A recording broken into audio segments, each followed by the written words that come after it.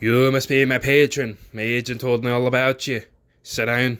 Yes, you made the president look extravagant in his new portrait. I can't believe I managed to book you.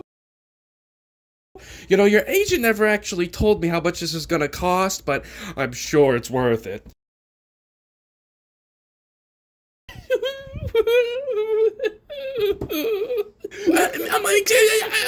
Excuse me, why are you laughing? I'm not doing anything funny. I'm just sitting. Are you? Hey, what?